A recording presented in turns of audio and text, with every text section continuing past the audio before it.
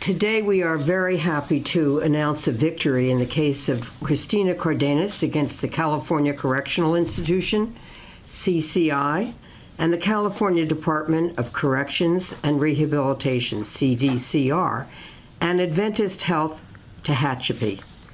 We filed this lawsuit 4 years ago because of what Christina was forced to suffer when she arrived on September 6, 2019, at the C.C.I. facility for a previously scheduled family visit with her husband, Carlos Eugene Cardenas, who was an inmate there.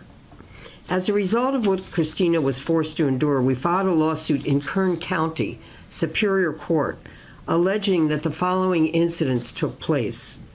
Christina arrived at the C.C.I. facility at approximately 8:30 a.m.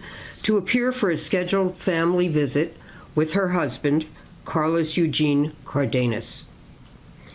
The scheduled family visit was to be the first in approximately 1 year, as the previously scheduled visit for 4 weeks prior to the incident giving rise to this action had been canceled without any notice. As with the day of the subject incident, she had traveled between 232 and 239 miles, requiring approximately 4 hours of travel time. On September 6, 2019, Christina presented to the visiting office of C.C.I. An officer escorted her to the back right-hand side of the visiting office, sat her down, and placed her belongings on the adjacent table. Christina was then interrogated regarding whether she had, quote, brought anything with her, end quote, and whether she, quote, brought any drugs in, end quote. Christina truthfully denied it. An officer then informed Christina that a search warrant had been issued that an officer would be coming to the office to discuss. She asked whether she would be strip searched, which the officer confirmed. This began the emotional damage suffered by Christina, as she had previously been a victim of an unwarranted, degrading, and traumatizing search by the state of California on the day of her marriage to her husband. Christina was then presented with a search warrant issued at approximately 8:38 a.m. on September 6, 2019. The warrant did limit the scope of the potential search in the absence of Christina's consent, and Christina did not consent to an invasive search of her body. It was explicit in the warrant that a body cavity search could only be conducted after an X-ray confirmation of the presence of a foreign object likely to be contraband in the body cavity of Christina. An officer informed Christina that, pursuant to the warrant, she would be strip searched, in addition to officers searching all of her belongings and her vehicles. She was visibly distressed by the subject of the search, as well as her detainment in the isolated room with unknown officers crowding the single exit. One unknown officer screamed at her, quote, "Oh, wipe away your tears. You know what you and your husband have been doing," end quote. Despite this effort of intimidation, completed in their individual and official capacities, under the color of state law and in the course and scope of the unknown officer's employment, Christina responded through tears, quote, "Don't tell me to wipe away my tears. I'm innocent, and what you're saying to me is inappropriate," end quote. Shortly thereafter, Christina was left in a small room with 3 officers. She was then unlawfully examined by the officers, first by opening her mouth and sticking out her tongue, then by showing her ears and turning her head upside down to shake out her hair. No contraband was found during the search. Christina was then unlawfully instructed to take her clothing off, piece by piece, and hand them to the officers for inspection. This process began with her top, sports bra, then bra, which left her completely exposed on her top half. Christina attempted to keep her breasts covered as she was asked to remove her pants for inspection. Finally, she was asked to remove her undergarments, which left Christina's breasts and genitalia completely exposed. No contraband was found on Christina's person at this time either. Christina was then unlawfully instructed to squat over a mirror placed on the ground and cough. When Christina's efforts proved there was nothing placed in her cavity, the officers unlawfully instructed her to squat wider apart and to spread her genitalia with physical intervention. Upon a negative finding of contraband, Christina was instructed to dress and sit back down to await further instructions. She was then asked, quote, "Why do you visit, Christina? You don't have to visit. It's a choice, and this is part of visiting," end quote. We believe the unknown officer's statement was a form of intimidation used to dismiss Christina's right to visit her lawful husband during the course of his incarceration. After being subjected to the strip search, Christina asked the officer if she could use the restroom, as she had not been able to since arriving at the C.C.I. facility after a nearly 4-hour drive. This request was denied. Another officer then arrived, pulled her out of the detainment room, and placed her in handcuffs. Christina was then transported to Adventist Health's emergency department with 3 C.C.I. officers and arrived at approximately 9:45 a.m. Christina was subjected to the equivalent of a, quote, perp walk, end quote, as she was driven to the back of the hospital, removed from the back of the law enforcement vehicle, and walked while handcuffed to the Adventist Health entrance with numerous individuals observing. This conduct, perpetrated by the 3 C.C. officers, was a form of harassment and intimidation which subjected Christina to, without limitation, emotional distress, pain, suffering, inconvenience, mental anguish, embarrassment, humiliation, and damage to her reputation. As an Adventist Health doctor, then unlawfully forced Christina to complete a pregnancy test. Prior to completing the unwanted pregnancy test, Christina requested water. This request was denied, allegedly due to the possibility of emergency surgery. She was denied reasonable access to bathroom facilities. She was given neither the privacy of a normal restroom nor the comfort of a normal toilet. Rather, she was forced to urinate in a makeshift toilet consisting of a chair and exposed urinal pan. This was done in the presence of an Adventist Health nurse and a female officer. Christina then had to answer personal questions regarding her medical history, including personal women's health history and her mental health, in front of the officer, in complete violation of her rights to privacy and HIPAA protections. She was unlawfully restrained in handcuffs for hours. As she waited to be unlawfully violated by defendants, she was subjected to further question and ridicule by the present officers. She was continually denied water and food while officers snacked and chatted in supervision. Christina was then escorted in a wheelchair by an officer to present for an illegal X-ray imaging. She was imaged both standing and lying down. The X-ray study conclusively proved that Christina had no foreign substance in her body. After the X-ray, and in violation of the express terms of the search warrant, Christina was subjected to an unwarranted CT scan. While Christina received the CT scan, approximately 2 Adventist Health hospital staff and 3 present officers observed. She was handcuffed during the CT scan. As she had metal buttons on the waist of her pants, she was illegally instructed to lower her pants while handcuffed in the presence of Adventist Health and C.C.I. employees.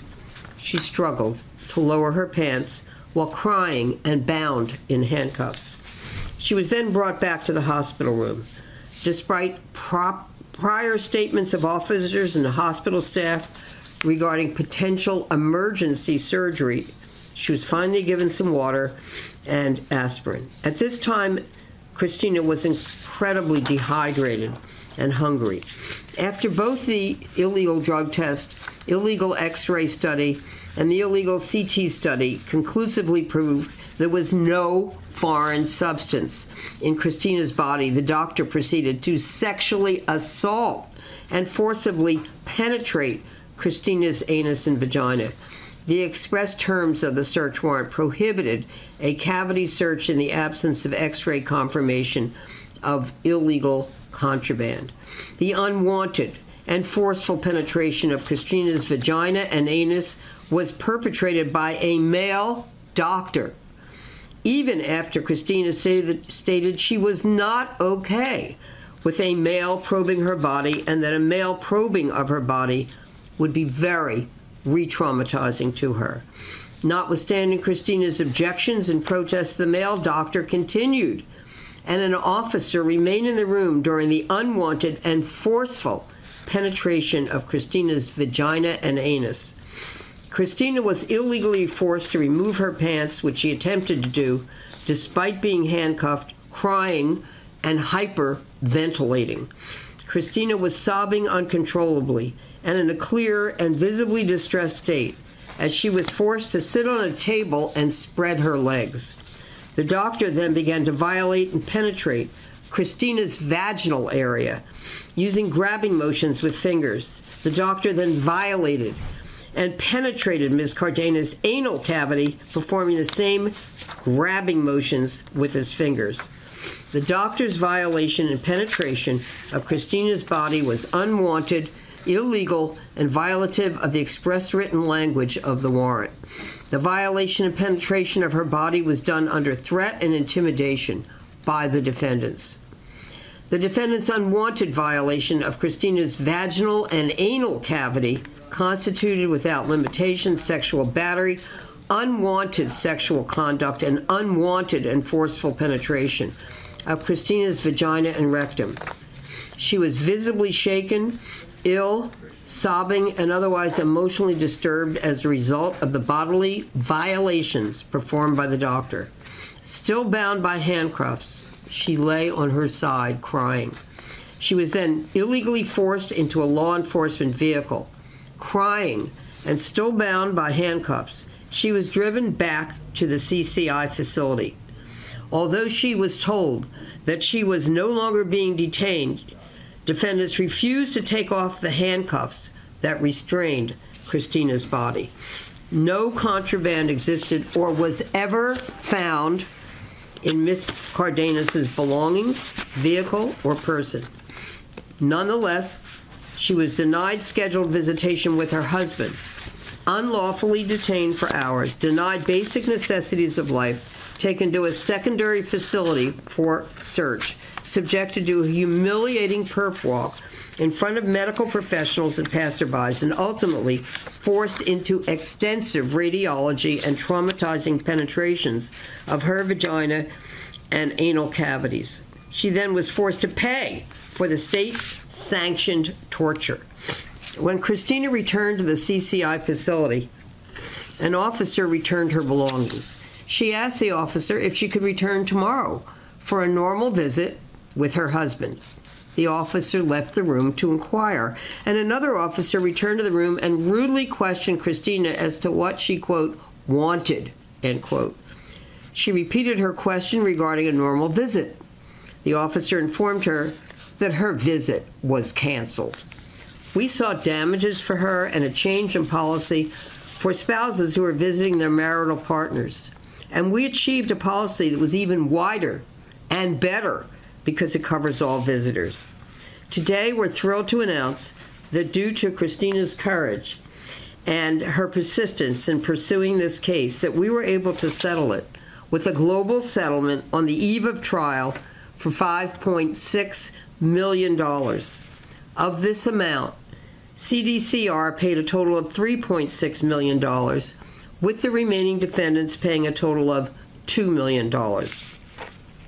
The settlement also included non-monetary relief, which was very important to Christina because she wanted to protect other spouses who wished to visit their husbands in the future without being subjected to searches which violate their civil rights. The non-monetary relief consists of an agreement by the C.C.D.R. to distribute a policy memorandum to all employees, which is more protective of the rights of visitors undergoing unclothed body cavity searches at C.D.C.R. institutions in the future. This settlement would never have been obtained without the hard work and exceptional litigation skills of our co-counsel John Carpenter and Carlos Hernandez and Alina Wilczek. From day one of this case, John and Carlos demonstrated a passion to win justice for Christina. For all of us, it was a righteous cause. It was an honor to work with them and Christina to assist in achieving this historic result. And now I would like to present Christina, who has a statement. Then we'll have questions, and then we also have photos of Christina and her husband. So why don't you change seats with me, Christina, here on. Okay. All right, cool.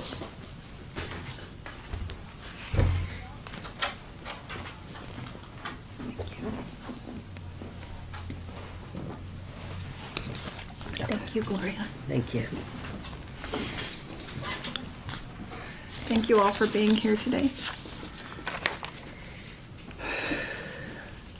There's no recompense. There's no recompense that can fully heal the pain caused by the sexual violation on September 6, 2019. My motivation in pursuing this lawsuit was to ensure that others do not have to endure the same egregious offenses that I experienced. I pray that this landmark settlement serves as a resounding message to all correctional officers that harmful behavior will not be tolerated. It is crucial to treat visitors not as criminals, but with humanity and respect for their human rights.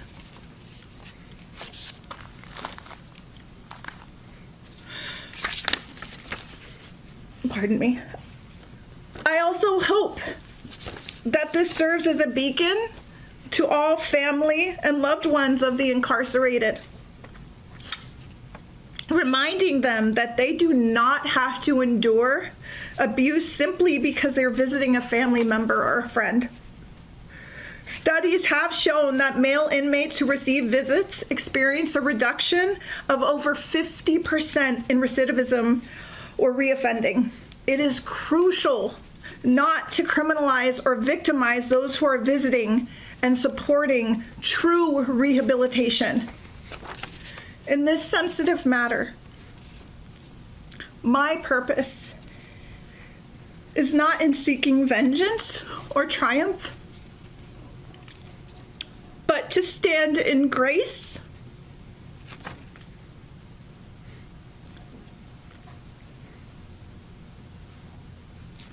and forgiveness for the harm and residual trauma that has been caused.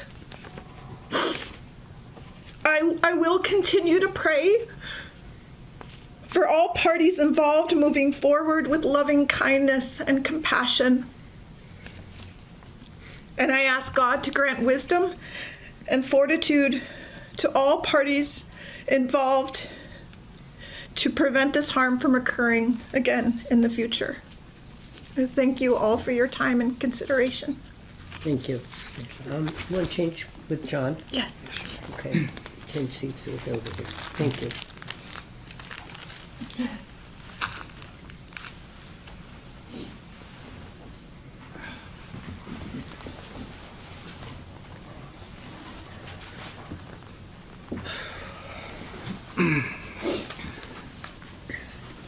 So, thank you for coming here today. I just really wanted to thank you for Christina's courage. When Christina was multiply sexually violated, she was violated by officers of the state of California, in an environment by doctors in a hospital. after she was multiply violated in this way, she went to the police at Tehachapi to report this sexual assault and this rape, and the Tehachapi Police Department did nothing. She was violated by the same people who we trust to protect us, doctors and California officers. And when she reported it to the police department, they did nothing. It was through her courage in standing up not just for herself, but for everyone else, that she came to us to give us the ability to set this right. And it was Christina that insisted upon the policy change, because she was not doing this just for herself. She was doing it for everyone. And I'm just so proud of you. And thank you for your courage. And I love you. Thank you. Thank you. Counselor, can we get your name on that? We also John Carpenter. John Carpenter, Attorney John Carpenter, and we also have with us Carlos Hernandez, who will be also happy to answer any questions or do an interview in Spanish with anyone who wishes that to be done, and with Christina as well. So we're happy to take any questions if there are any.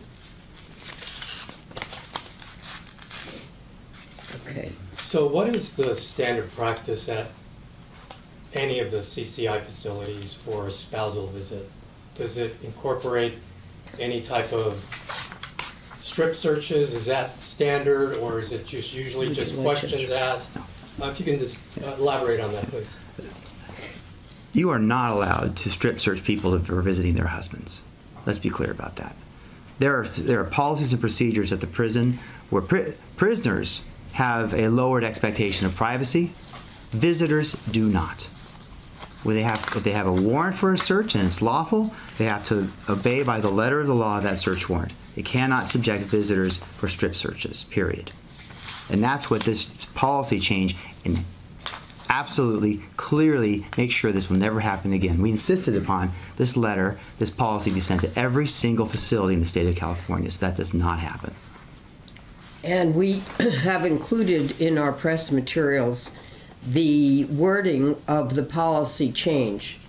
And that's called non-monetary relief.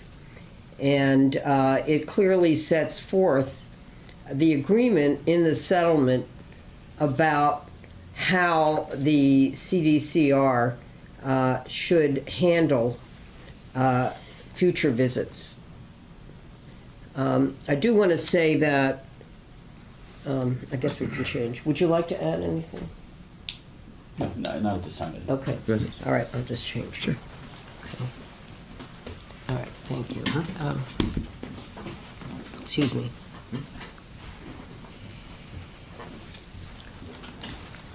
I would like to emphasize that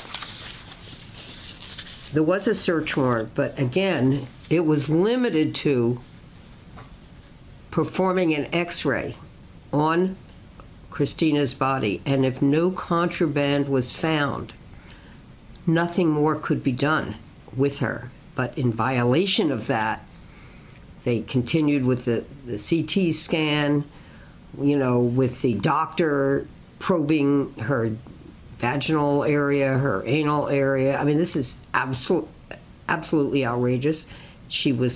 They continued to ask for her consent. Of course, she did not give it, even though she was in handcuffs and intimidated.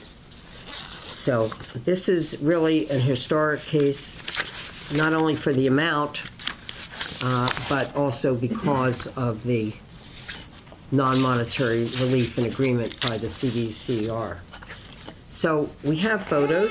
Why don't you stand up? And of Christina and her husband, you can stand up too. And these are beautiful photos. Was this when you were married? After. After, okay. Yeah. And so you want to hold that one? And it's another one. Okay. And so those are the photos.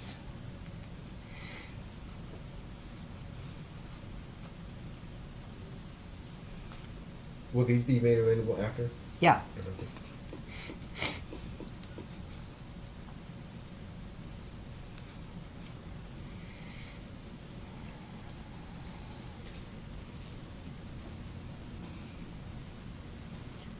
Okay. Gloria, can you clarify, when you spoke about the officers, correctional officers, were there any female officers involved in this search, or? Well, there are actually more than one search. Would you like to Sure. respond to that? Here, Yeah, you can move the mics. And then you don't have to. Okay, sure. There were female officers also involved. Before you start. Sure, yeah. Yeah. In this unlawful search, there were female officers also involved. There were female officers involved in the illegal strip search and the requiring Christina to crouch over mirrors unlawfully and contrary to the search warrant. And there were also female officers involved in the unwarranted and illegal vaginal and anal cavity searches on Ms. Cardenas. And these officers stood by and watched this happen, and no one, not a single person other than the officer who issued this, who went to court to get the warrant, bothered to read the warrant. The doctors didn't read the warrant. The nurses didn't read the warrant. None of the other officers read the warrant. They just sat by while Christina was repeatedly violated, crying in handcuffs. I might add, there's no dispute about that. There's no dispute about the facts that they went far beyond what a court had permitted in a search warrant. That is outrageous, and there's a reason that the search is limited in scope in the words of a search warrant. And that means a court has decided that they cannot go beyond that. And that must be carefully read and followed. Carlos, you had an important part in this case. Would you like to say something? Why don't you move over to... Sure. Should I say something in Spanish? Do we have Spanish media here? Yes. Okay. Okay. Go ahead, Polo. Yeah, here. If you You get know what? Spanish. Okay, here. Yeah, just like. Yeah. Hang on, sir. Sure. Squeeze that entire ticket. The Do you microphone. speak Spanish? This one here? No, right? Okay, all right. Thank you. Thank you. Este caso es importante, como hemos estado hablando, que las órdenes de registro son importantes en este país porque la privacidad de nosotros que vivimos aquí, ¿verdad?, se tiene que proteger. Aquí teníamos muy claramente una orden que había sido firmado por un juez y esa orden nomás le dio al Estado un alcance muy limitado para poder buscar y encontrar si tenía contrabanda Christina. Y obviamente no solamente eso se probó cuando estuvo en la prisión, que no le encontraron nada, pero después los radio X que confirmaron que no tenía nada dentro de su cuerpo. Y ellos, los doctores, los oficiales correccionales, no tomaron eso en cuenta cuando siguieron con el CAT scan y después el busqueo del cuerpo de ella, ¿verdad?, a la mano del doctor. Si esto puede pasar en este país, entonces no vivimos en el país que nosotros pensamos que vivimos. Y estas protecciones de Christina y de todos los ciudadanos que viven aquí son importantes y estamos muy contentos con el resultado que ahora el Estado no va a seguir con esta clase de busqueo sin que todo el mundo entienda qué es lo que dice la orden de registro, qué es lo que está permitiendo el juez y asegurándose que todos los oficiales correccionales, todos los doctores, las enfermeras que toman parte en un busqueo como lo que sucedió con Christina, que todo el mundo sabe el alcance de la orden del juez. Estamos muy contentos que esto va a cambiar ahora en el estado de California. Este incidente fue el primero que se dio a la luz. ¿Hay más? Desafortunadamente esto sí ha pasado en diferentes estados. Sí sabemos que ha pasado también aquí en California. Entonces no es la única vez. Y también ha sucedido casos como este en la frontera del país con México también. Pero este caso es importante porque esto fue aquí en California y estuvimos estamos asegurándonos que no pase aquí con oficiales del Estado. Christina, would you be able to say something in español? Sorry, This, turn the microphones. oh, The Channel 5 one, please. okay. Thank you.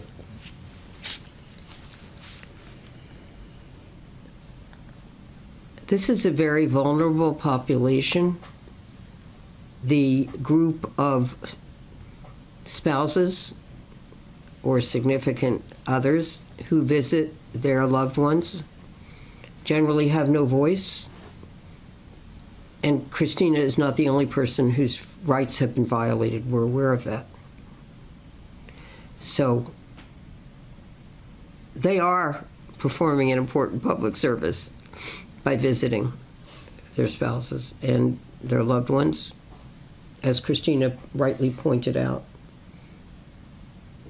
It's good for the prisoner. It's good for the correctional officers. It's good for the community for them to have family visits and to have hope that one day they can be reunited and to have good behavior in prison, the inmates, so that they can have the family visits. So the spouses should be treated with respect and be able to have some dignity when they go and not to have to sacrifice their privacy and their rights in order to have a family visit. All of that is just an effort to deter them from coming, which is not in the interest of anyone. So for all the hundreds of thousands of spouses who make such sacrifices to visit their loved ones in prison, Christina's a hero for what she's had to go through in this lawsuit, as well as the trauma of the original incident, because she has won change, and she's won it the hard way. She's fought for it. She's sacrificed for it. And as John said, we could not be prouder of her for doing it. 4 years of a battle, which she finally won. 5 years, yeah. 5 years. Gloria, Thank I have you. one last question. Okay. So for the individuals who basically violated the search warrant, are there any legal penalties that could be levied against these people? As far Are as there any? legal penalties as far as? Oh, well, I mean, there are civil remedies depending on what happened, actually. This is not the only case, but we think that this is a very significant case. There are others, and if others have, reported it to a civil attorney who will take their case and who does take their case, I say that's great, because that's how we win justice. Obviously, the criminal justice system failed. But that doesn't mean there are no rights, because an individual who has been victimized has rights, and she can assert those rights through a civil lawsuit and make the system accountable, sometimes in the only language that the system understands. They have to pay for the wrong that they have forced someone like Christina to suffer. That's the language they understand. That's how we win change, step by step. We have a couple questions on Zoom. Okay, questions on Zoom. Did the corrections officers ever explain why they searched her? What was the search warrant based on? Would you like to answer that? Or? I'll take it. Okay.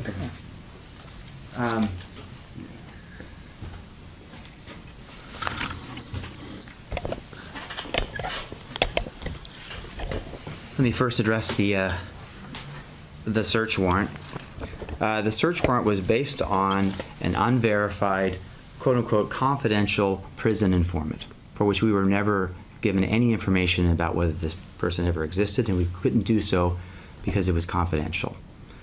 But there was no evidence whatsoever that she was involved in any crime whatsoever. The explanation of the correctional officer who wrote this, and he wrote in his search warrant the limitation of only doing the cavity searches after a positive x-ray. His explanation was that the doctor was insisting upon it. And had the doctor simply taken the time to read the search warrant, he would have known that this officer was insisting to do a search warrant that was in violation of his own limitations. Does that answer your question? It's a Zoom question. Zoom question. Does that, so, okay.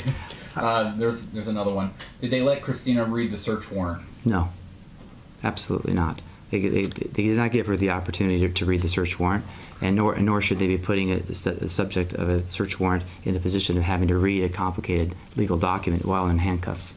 She was in handcuffs, crying. And that is something that the non-monetary relief ensures. Microphone.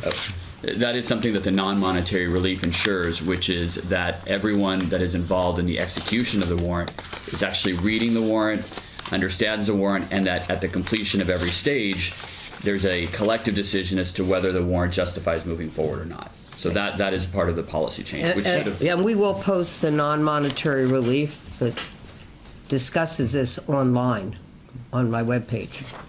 And also ensures the very common sense thing that shouldn't be required. Everybody should just know that everybody understands the scope of a search warrant while it's being executed.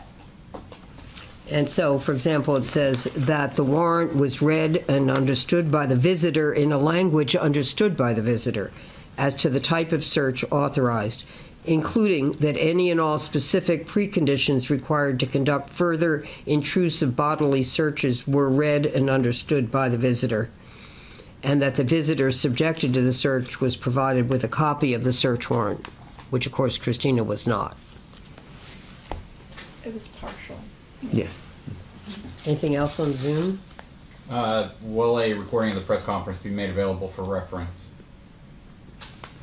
Will a recording of this conference be made available? Yes, we are going to make available the recording of this press conference. Okay, there's one more. Is Christina's husband still in custody? Has she been able to visit him without issue since the 2019 incident? Was that the first visit where she experienced issues? Okay.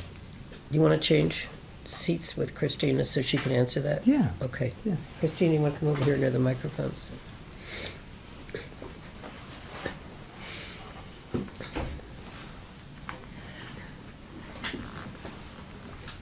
My husband, you were going to say something? Yeah. Would you like to read the question again for Christina, please? Yeah, is Christina's husband still in custody? Has she been able to visit him without issue since the 2019 incident? Was that the first visit where she experienced issues? The first question, my husband is still in custody. The second question, I have had continued difficulties in visiting, not to the extremity of what is pointed out in this case. And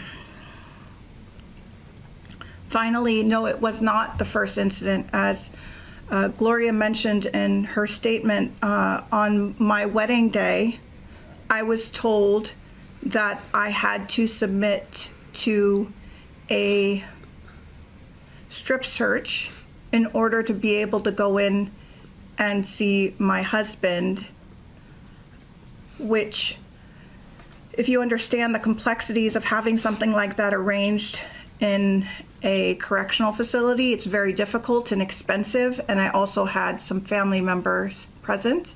You're talking about the wedding itself. My wedding day, yes. And so I felt that there was no other option. I had to submit to it, and it was traumatizing and demeaning.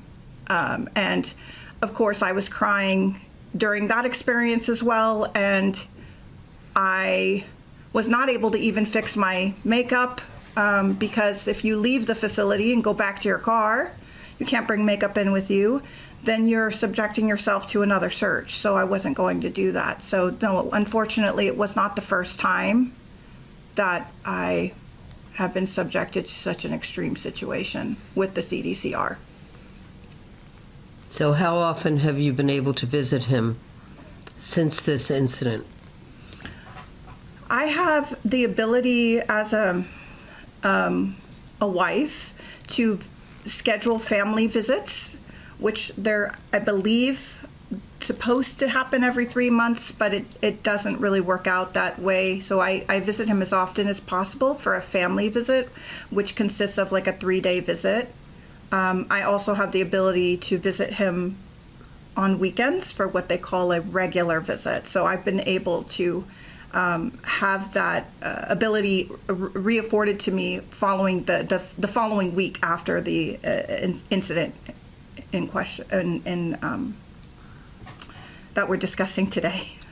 And just, if you don't mind, share a little bit about how long you have known your husband, right? Was it in high school? You met him in high school? Or? Yes, I met my husband when we were teenagers.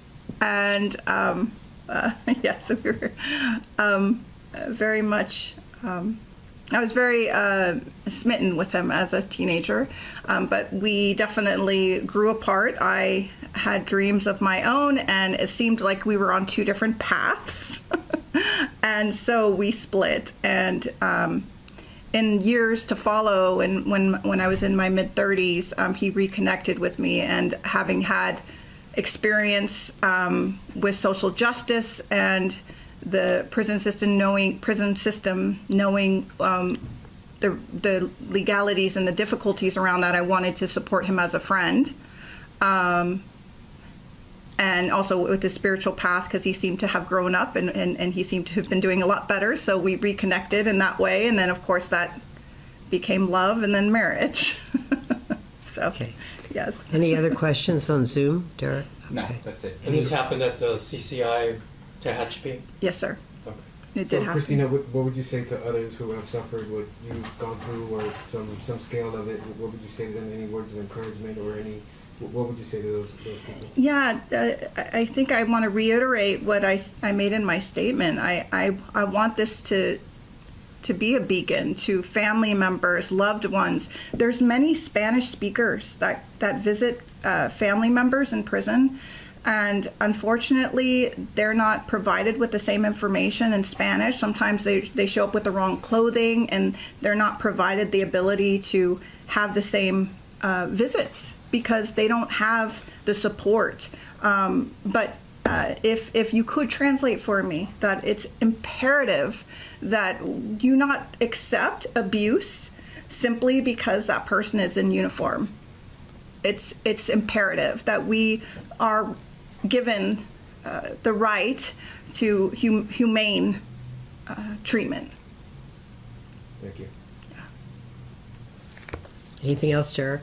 No, that's it. All right. Anything else? Thank you so much for coming. Give the packets, please. And we will distribute the photos for you to take with. Thank you again. Thank you. Thank you. Thank you.